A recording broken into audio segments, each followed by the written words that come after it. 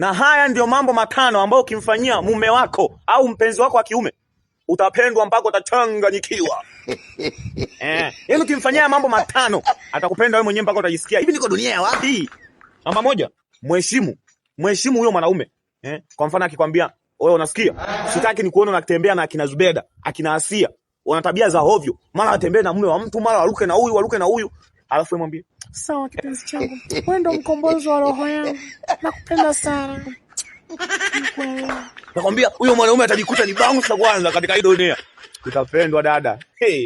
Namba 2, usimchiti. Usimchiti, mwekee ya peke yake. Sio unakutana mwanaume njiani, sio kaka yako, haufanyi biashara naye, haufanyi kazi naye, alafu anakuomba namba unampa. Unampa namba ya nini? Huo ni umalaya. Usigawe namba kwa mwanaume yoyote yule ambaye haujuani naye au haufanyi kazi naye. Hauna biashara yoyote na huyo mwanaume alafu unampa namba ya nini? Huo ni umalaya.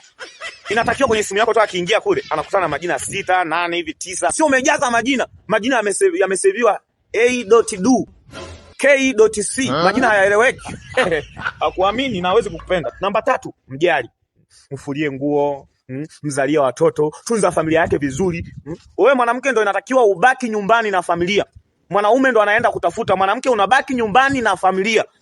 Unawaangalia watoto pale wasije wakaambukizwa tabia mbaya. Kwa sababu wewe mwanamke na wewe ukienda kufanya kazi watoto watafanywa vitu vya ajabu, lakini watoto hawatawaambia nyie. Lakini ukikaa nyumbani unatunza familia yake, unachakalika na shughuli za nyumbani. Oya we, utapendwa. Namba 4, muombe afanikiwe. Malaya wakae mbali na maisha yake. Namba 5, mpe tendo bana. Mpe. Na haya mambo yote anayepaswa kufanyiwa ni mume wako. Aliyekuoa, aliyekutolea mahali kwa wazazi na watu wakala ubwabwa.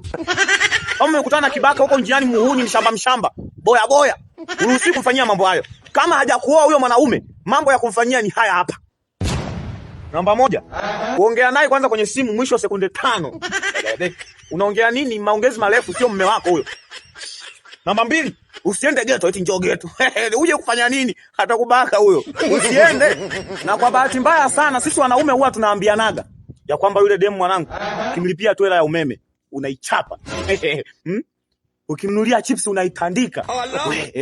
Wewe utashangaa wanaume wanakuja kwako, simu inaita kila muda, unaanza kujiona mimi ni mrembo, napendwa. Wewe ni malaya. Tumeambizana kwamba ukimpa kitu fulani unaichapa. Ikitokea hata mgeni katinga hapo kijijini, msela mwenzetu akisema wewe mwanangu mademu wapi? Tunaonyeshea sisi yule pale uhakika ukosi pale. Wewe unajiona ni bonge ya beautiful. Wewe haya jamaa.